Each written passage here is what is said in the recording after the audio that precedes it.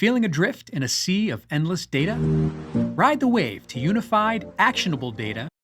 Hello everyone, Elite Cameraman here. After almost waiting for 2 weeks, Boom finally decided to post episode 71 of Skibidi Toilet, and it was crazy.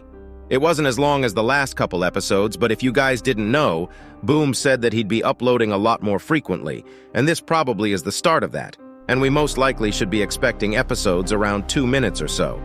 But alongside this, even though I thought this would be a more chill episode after the death of Plunger Cameraman and Dark Speaker, we actually got the opposite, where everyone literally dies.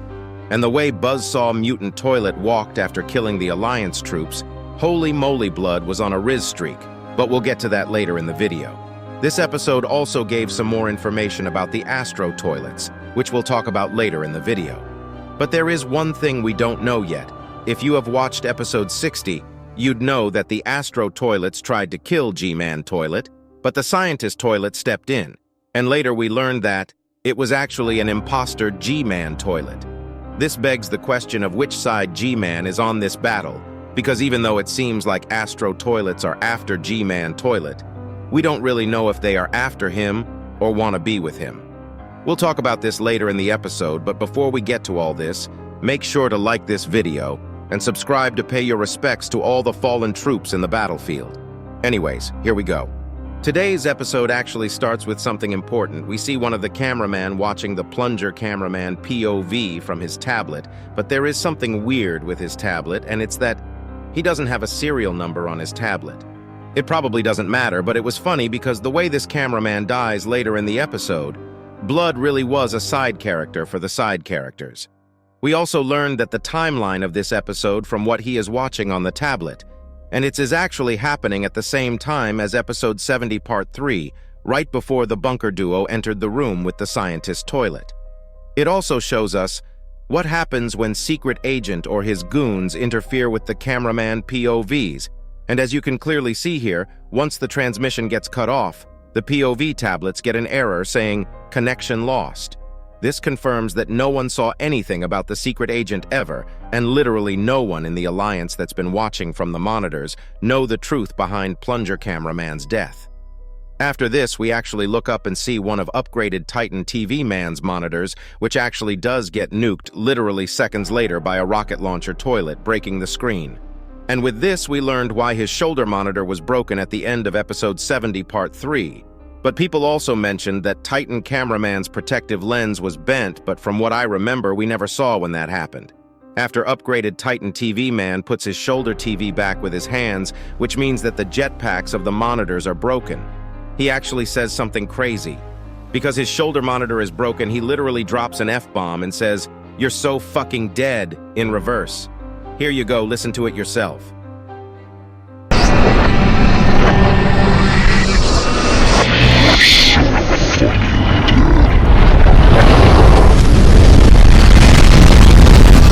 After this, the POV cameraman once again looks to the right side, and this time, instead of the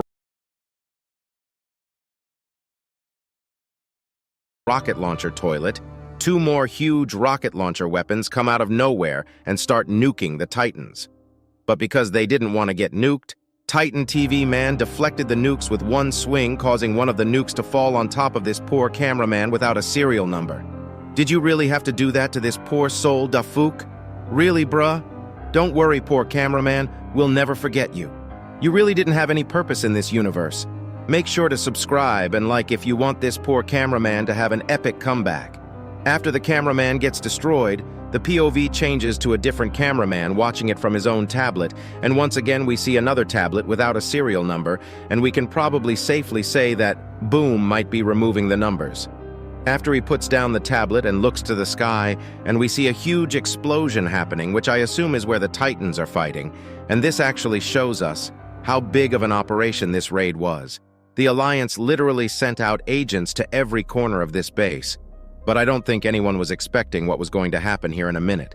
First, we see some cameraman helicopters arriving at the scene while a bozo speakerman is dancing without a care in the world, and he actually has some drip, but sadly, this will be his last dance. While the POV cameraman is looking around first, we see one of the upgraded normal cameramans with full gear and the laser gun we saw in the leaks earlier. And if we look behind, we can see that the agents already cleared this place up because there are many dead toilet bodies around the place. It also looks like medic cameramen are trying to fix the fallen agents. We also see a group of cameramen talking about something in the back, and it looks like the one large cameraman and the two normal cameramen have been here for a long time, because if you look carefully, you'll see that they don't have the new upgrades, but instead are still normal. They are probably explaining what happened at this place before the reinforcements arrived. After this, a camera helicopter that's been mostly destroyed comes down, and we can see a medic cameraman running to help them. And this is where the episode really starts, because the second we turn to our left, we see the cameraman from the leak 2 days ago. But this place looks hella weird because we can see the numpad on the wall. But I thought that it'd be a wall on the side of the mountain. Instead, the whole ground is a huge door. They really tried making a secret entrance that's this obvious. The cameraman that's on this place is not dumb either, and he points downwards to try and explain what this place is, and the second he does that, the ground starts shaking. After that, it literally starts opening up, making the cameraman fly upwards back on the road, and a skibidi helicopter comes out of this place with a container under them. Even though this didn't seem like the main mystery of the episode, I think it is because whatever they are carrying there is more important than G-Man toilet coming out, and the container material is strong enough to hold against all the Alliance's attacks.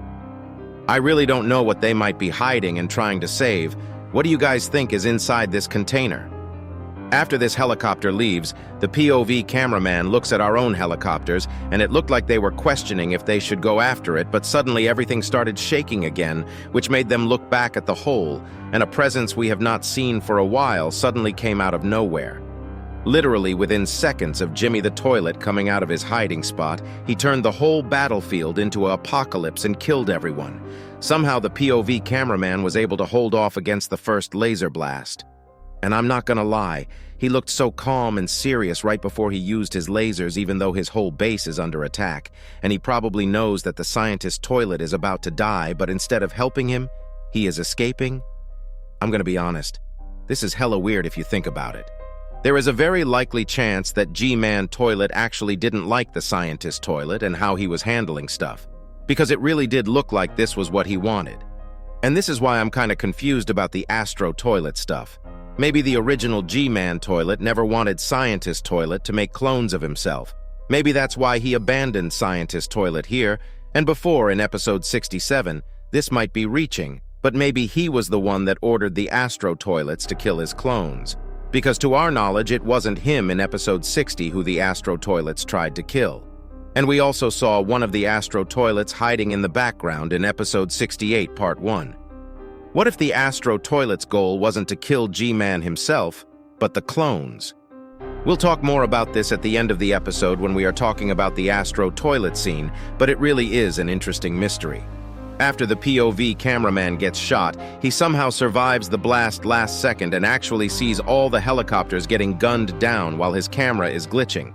But when he looks to his left, we see two things. First one is the DJ toilet on the back, looking very scared with his glasses broken.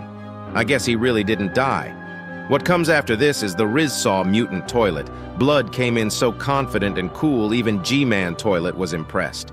We need to keep him away from TV Woman because I'm scared that his Rizzler moves will work on her. The Buzzsaw mutant toilet comes in while sawing a medic cameraman without no mercy and actually uses his new hand laser to kill one of the remaining cameraman. But that's not it, because he really has been heavily upgraded. He not just has a new laser gun, he also has 2 katanas on his back now, making him the ultimate mutant toilet.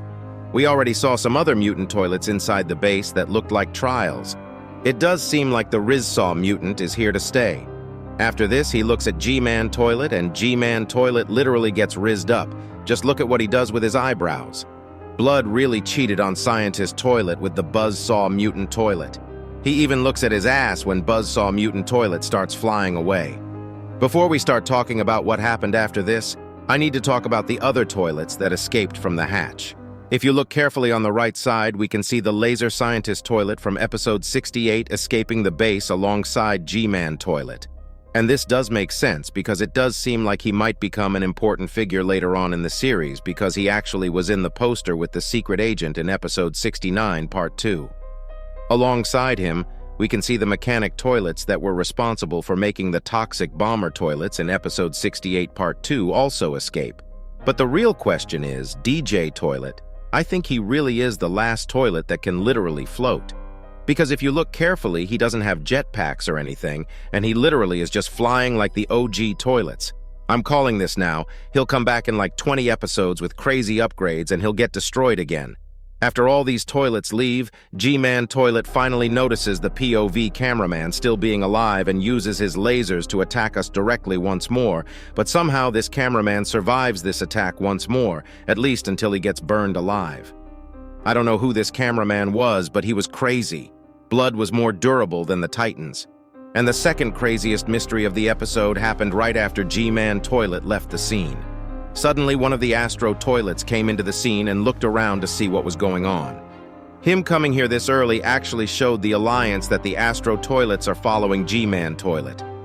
I'll talk more about my Astro Toilet and G-Man theories later, but if you guys have seen my Roblox game and enjoy it, we have a Skibidi Multiverse update coming out later today, and once it comes out, use the code on the screen to receive some rewards.